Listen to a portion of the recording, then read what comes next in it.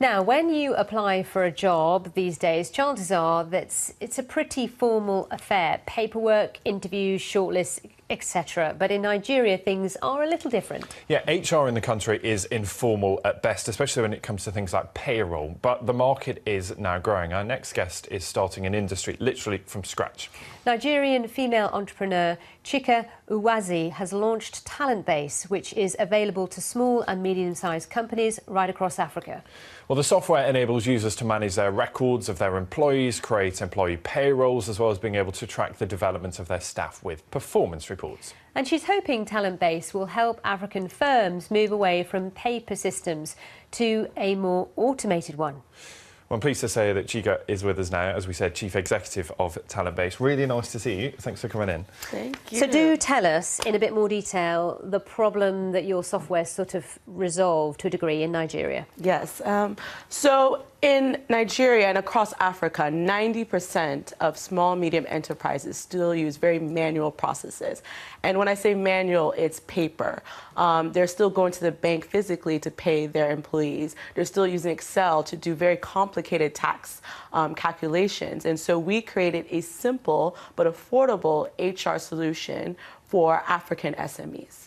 And one statistic that really surprised me was the number of adults in Nigeria that don't have bank accounts. I mean, it's staggeringly high, something like 56% of Nigerian adults who don't have access to an account. How does your system help? Yes. And so what we did was we took it a step further. So primarily, HR systems across the world can pay into a bank account. But because that so many adults in Nigeria and across Africa don't have a bank account, we partnered with the organization so that we can also pay into their mobile wallet. So once you pay into that mobile wallet, you also get access to a credit card. So now you're added to the financial system. You can do normal payments, and also you can withdraw cash using your card at an ATM. And I know that, you know, for the government, they're rubbing their hands with glee because this means they'll get more tax revenues in, presumably, if the system is so easy to follow through. Whereas if you had to go to the bank to collect your wages and also pay your taxes, you're less likely to do that. Yes, and so currently across Nigeria, only 10% of people are remitting their what we call pay or employee taxes. And so we're partnering with the government to actually automate that process so that employers can pay on behalf of their employees their taxes. You've made it all sound very simple. Yes. For us, so we're grateful for that.